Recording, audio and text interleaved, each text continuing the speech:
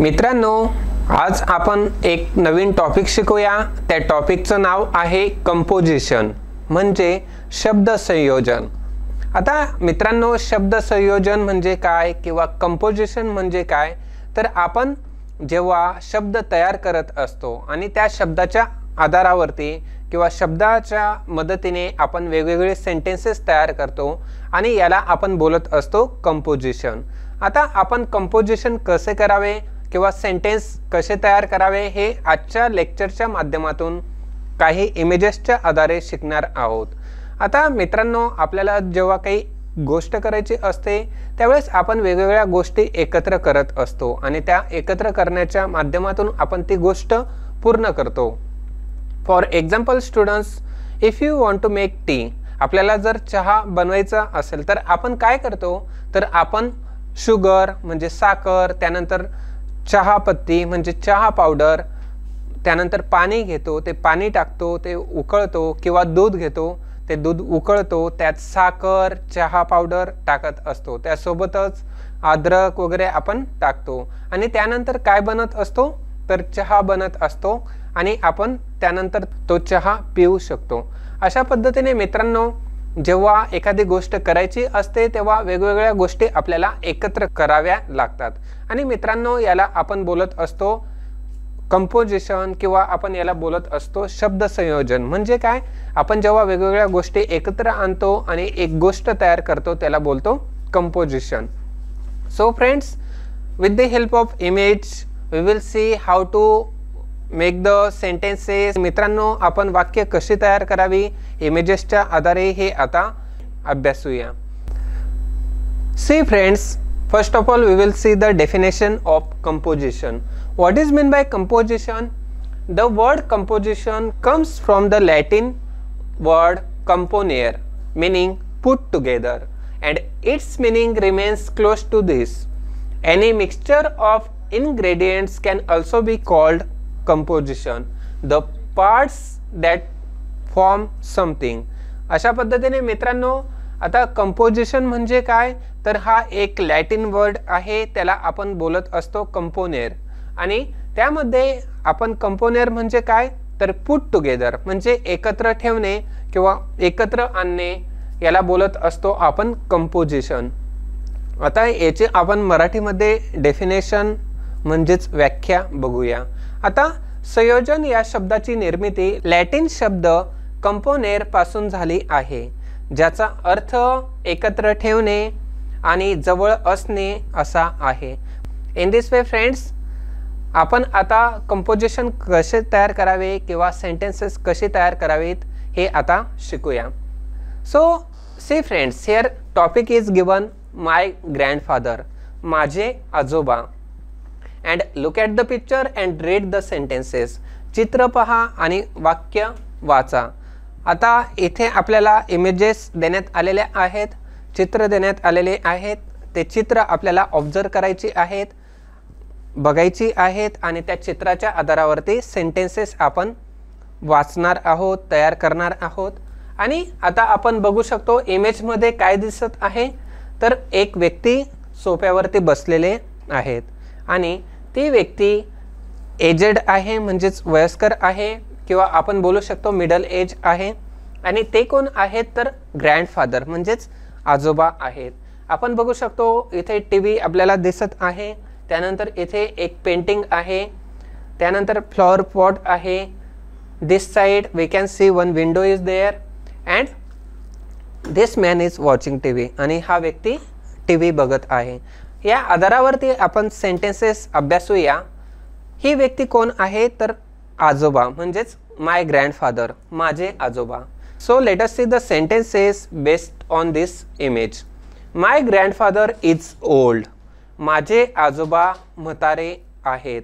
आता हे कोण आहेत, तर माझे आजोबा आहेत आणि ते कसे आहेत, तर ते म्हातारे आहेत म्हणजेच एजेड आहेत, म्हणून आपण बोलत असतो माय ग्रँडफादर इज ओल्ड म्हणजे माझे आजोबा म्हातारे आहेत।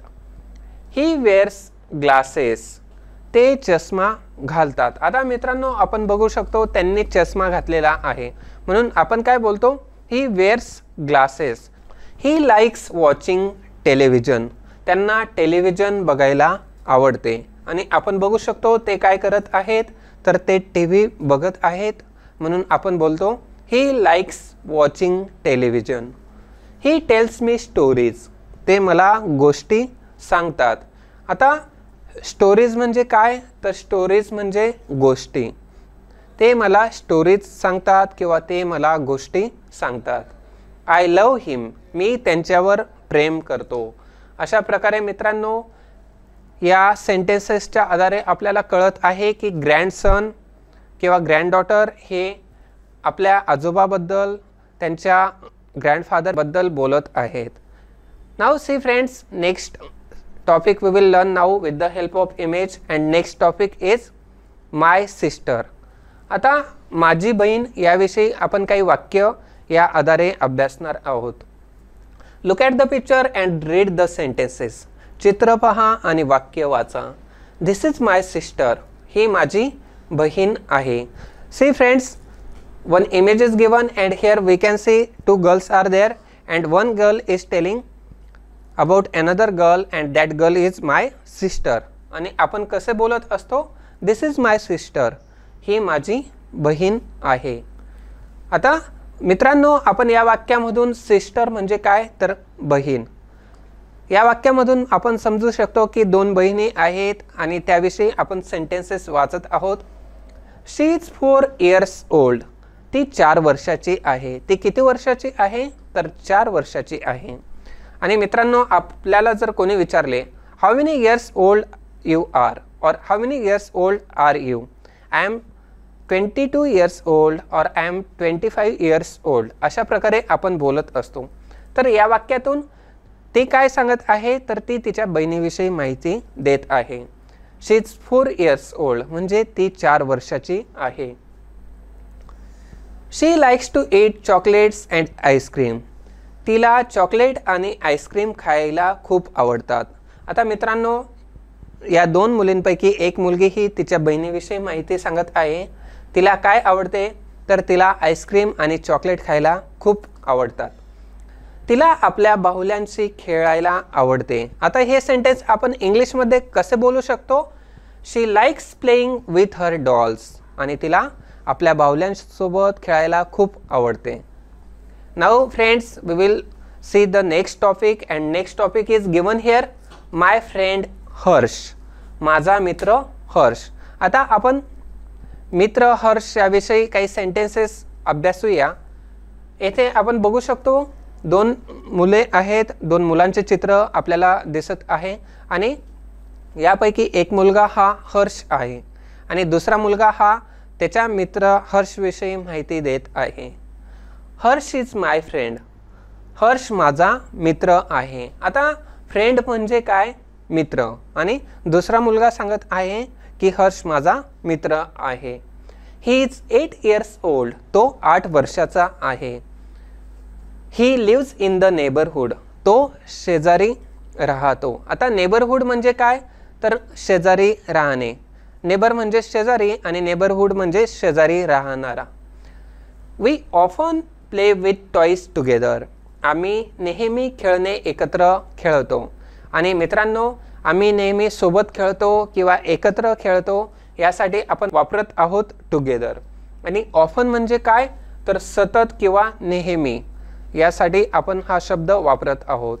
अशा प्रकारे मित्रांनो आपल्याला दोन मुलांविषयी माहिती इथे देण्यात आलेली आहे. म्हणजे एक मित्र हा दुसऱ्या मित्राविषयी माहिती सांगत आहे जो की आहे Harsh. Now friends, we will learn more examples about Harsh. He can make different things with blocks. तो ब्लॉक वापरून वेगवेगळ्या गोष्टी तयार करू शकतो. आता मित्रांनो आपल्याला माहिती आहे की काही ब्लॉक्सचे गेम्स असतात आणि आपण ते ब्लॉक्स जोडून वेगवेगळ्या प्रकारचे शेप्स तयार करू शकतो. आणि एक मित्र हा त्याच्या दुसऱ्या मित्राविषयी सांगत आहे जो की आहे हर्ष. हर्ष हा वेगवेगळे ब्लॉक्स वापरून वेगवेगळ्या गोष्टी तयार करू शकतो. आता पुढील वाक्य आहे, मला त्याच्याबरोबर खेळायला आवडते. I like to play with him. आम्हाला हर्षसोबत फुटबॉल खेळायला आवडते. We like to play football with Harsh. अशा प्रकारे मित्रांनो आपल्याला हर्षविषयी आणि त्याच्या मित्राविषयी या सेंटेन्सेसच्या आधारे माहिती मिळालेली आहे. And this is called as composition. आणि अशा पद्धतीने मित्रांनो आपण वेगवेगळे सेंटेन्सेस तयार करत आहोत. वेगवेगळे वर्ड वापरून एक सेंटेन्स तयार करतो आणि एक नंतर एक सेंटेन्स तयार करून आपण इन्फॉर्मेशन ही कलेक्ट करत असतो. याला आपण बोलत असतो composition. Now we will learn the next topic and that is at the zoo. प्राणी संग्रहालय. आता इथे आपण बघू शकतो ही इमेज कशाची आहे तर एक प्राणी संग्रहालयाची आहे. इथे आपल्याला वेगवेगळे ॲनिमल्स दिसत आहेत. इथे जिराफ आहे, एलिफंट आहे, त्यानंतर लायन आहे, त्यानंतर one monkey is also there. Monkey देखील आहे. आणि इथे आपण बघू शकतो एक मुलगी आहे आणि दोन मुले आहेत. And this situation is about at the zoo. म्हणजे या इमेजमध्ये आपण प्राणी संग्रहालयाविषयी माहिती बघणार आहोत. One day I and my friends went to the zoo. एके दिवशी मी आणि माझे मित्र प्राणी संग्रहालयात गेलो. आता मित्रांनो झू म्हणजे काय तर प्राणी संग्रहालय. आणि आम्ही म्हणजेच मी आणि माझे मित्र आम्ही कुठे गेलो तर आम्ही प्राणी संग्रहालयात गेलो. I was very excited. मी खूप उत्साही होतो. आता एक्सायटेड म्हणजे काय तर उत्साही. I had never seen a zoo before. मी यापूर्वी कधीही प्राणी संग्रहालय बघितले नव्हते. आता एक मुलगा हा सांगत आहे की आम्ही प्राणी संग्रहालयात गेलो, त्यानंतर माझ्यासोबत माझे मित्र होते. यापूर्वी मी प्राणी संग्रहालय बघितलेले नव्हते. अशा प्रकारची माहिती एक मुलगा देत आहे. There were many animals in the zoo and we can see here 1, 2, 3. How many animals are there? 3 animals are there which we can observe through the image. प्राणी संग्रहालयात अनेक प्राणी होते आणि आपल्याला प्राणी संग्रहालयात खूप साऱ्या प्रकारची ॲनिमल्स बघायला मिळत असतात. आणि या सेंटेन्सच्या माध्यमातून तो मुलगा सांगत आहे की तिथे खूप सारे प्राणी होते. Now friends we will see more examples. There was a huge lion in the zoo. प्राणी संग्रहालयात एक मोठा सिंह होता. आता सिंह कसा होता तर अ ह्यूज लायन म्हणजे एक मोठा सिंह. I saw a giraffe and an elephant there. मला तेथे एक जिराफ आणि एक हत्ती दिसला. And we can see here one giraffe is there and this side elephant is there, lion is there. I enjoyed myself very much. मला खूप मजा आली. आणि अशा प्रकारे मला खूप मजा आली. आम्ही सर्व मित्रांनी मजा केली. अशा प्रकारची वेगवेगळी माहिती आपल्याला या सेंटेन्सच्या आधारे अभ्यासायला मिळालेली आहे. And friends next situation is given about home and topic is at home म्हणजे घरी. Look at the picture and read the sentences. चित्र पहा आणि वाक्य वाचा. Father is painting the fence. Friends one is son and another is father. आणि आता मित्रांनो या चित्रामधून आपल्याला कळत आहे एक सन आहे, एक फादर आहे आणि एक मदर आहे. आणि या चित्राच्या आधारे आपण आता इन्फॉर्मेशन बघूया. Father is painting the fence. बाबा कुंपण रंगवत आहे. आता पेंटिंग म्हणजे काय तर रंगवणे किंवा पेंटिंगला आपण चित्र काढणे देखील बोलत असतो, चित्र बोलत असतो. परंतु येथे पेंटिंग म्हणजे काय तर रंगवणे. आणि ते काय रंगवत आहेत तर फेन्स. फेन्स म्हणजे आपण बोलत असतो कंपाऊंड वॉल जे की घराला असते आणि ते फेन्स रंगवत आहेत. अशा प्रकारचे सेंटेन्स या मुलाकडून त्याच्या वडिलांविषयी बोलले गेलेले आहे. Mother is reading the newspaper. आई वर्तमानपत्र वाचत आहे. आता मित्रांनो आई काय करत आहे तर आई वर्तमानपत्र वाचत आहे आणि वडील हे ते कुंपण रंगवत आहेत. The boy is playing with his dog. आता आपल्याला जस्ट इन्फॉर्मेशन मिळत आहे. फक्त तो मुलगा माहिती न देता आपल्याला एक ओव्हरऑल इन्फॉर्मेशन आपल्याला बघायची आहे. आणि तो मुलगा काय करत आहे तर आपण बोलू शकतो the boy is playing with his dog. मुलगा आपल्या कुत्र्यासोबत खेळत आहे. Mother is watching them. आणि आई त्यांना बघत आहे. आता मित्रांनो, आई काय करत आहे, तर आई या दोघांना बघत आहे की ते काय करता आहेत आणि हा मुलगा डॉगसोबत खेळत आहे. Father is good at painting. वडील चित्रकलेत पारंगत आहेत. आणि गुड ॲट पेंटिंग म्हणजे काय, तर पारंगत. आणि कशात पारंगत, तर चित्रकलेत पारंगत असणे, असे आपण या सेंटेन्सच्या आधारे बोलत आहोत. A day at school. एक दिवस शाळेत. आता स्कूलविषयी इन्फॉर्मेशन आपण बघत आहोत आणि स्कूलमध्ये आपण बघू शकतो की एक टीचर आहे आणि त्या शिकवत आहेत. येथे आपण काही स्टुडंट्स बघू शकतो, विद्यार्थी आहेत. त्यापैकी आपण बघू शकतो एक मुलगी आहे आणि 3 मुले आहेत. आणि आता आपण याविषयी माहिती बघूया. There are 4 students in the class. वर्गात 4 विद्यार्थी आहेत. The teacher is carrying a book in her hand. शिक्षिकेने हातात एक पुस्तक घेतले आहे. आता मित्रांनो, या चित्रामध्ये किती मुले आहेत, तर 4 मुले आहेत. आणि या टीचरने हातात काय घेतलेले आहे, तर त्या टीचरच्या हातात एक पुस्तक आहे, म्हणजेच त्या शिक्षिकेने हातात एक पुस्तक घेतलेले आहे. We are all studying. आम्ही सगळे अभ्यास करत आहोत. आता ते काय करत आहेत, तर ते स्टडी करत आहेत. स्टडी म्हणजे काय, अभ्यास. आणि ते अभ्यास करण्याविषयी माहिती देत आहेत. The teacher is reading from the book. शिक्षक पुस्तकातून वाचत आहेत. आता मित्रांनो, शिक्षक काय करत आहेत हा जर क्वेश्चन विचारण्यात आला तर आपलं आन्सर काय असेल, शिक्षक पुस्तकातून वाचत आहेत.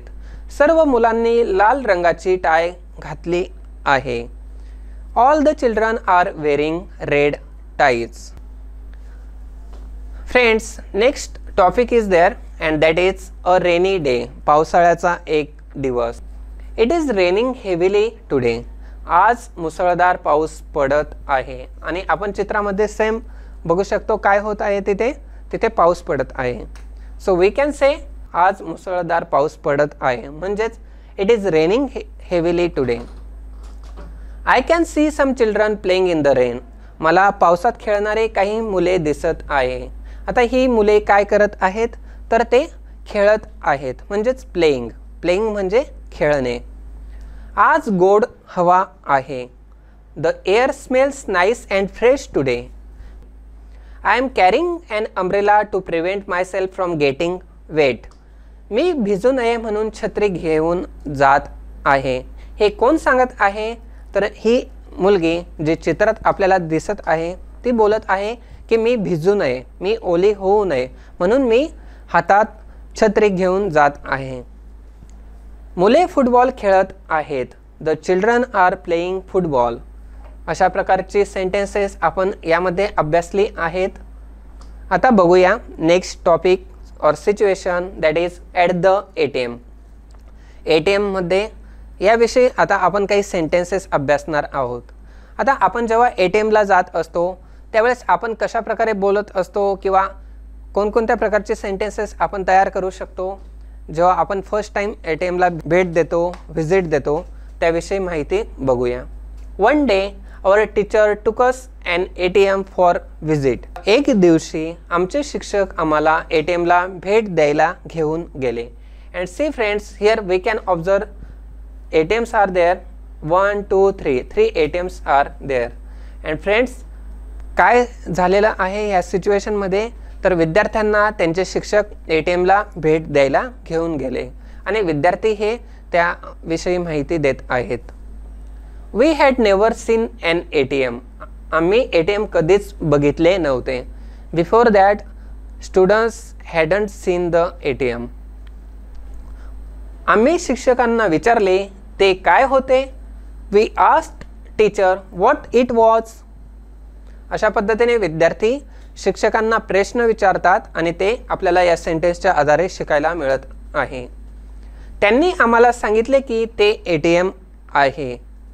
शी told us that it was an ATM. She said that it is a simple way of getting, transferring and deposit money from the bank. तिने सांगितले म्हणजे कोणी, तर शिक्षिकेने सांगितले बँकेतून पैसे मिळवण्यासाठी ट्रान्सफर करण्याची आणि जमा करण्याची एक सोपी पद्धत आहे. She explained us how it works. ते कसे कार्य करते हे त्यांनी आम्हाला समजावून सांगितले. It was very interesting. ते खूप मजेदार होते. काय मजेदार होते, तर ATM किंवा तो एक्सपिरियन्स खूप मजेदार होता. We learn something new that day. त्या दिवशी आम्ही काहीतरी नवीन शिकलो. In this way friends, composition helps us to frame the sentence, to elaborate the topic और टू गॅदर द इन्फॉर्मेशन. आणि आपल्याला कंपोजिशन जर आले तर आपण कोणत्याही प्रकारचे सेंटेन्स तयार करू शकतो. आणि आपल्याला जर एकदा सेंटेन्स तयार करता आली तर आपल्यासाठी इंग्लिश लँग्वेज ही खूप सोपी लँग्वेज होणार आहे. So it is very necessary to learn the English language, to learn the composition. And so friends, such kind of examples you can study by yourself and you can compose the different kinds of sentences. अशा पद्धतीने मित्रांनो आपण आजचा topic शिकलेलो आहोत. Thank you friends, have a nice day. Thank you. Dear students, now we will do the exercise on the chapter which we learned. विद्यार्थी मित्रांनो, आता आपण शिकलेल्या टॉपिकवरती एक्सरसाइज म्हणजे स्वाध्याय करणार आहोत.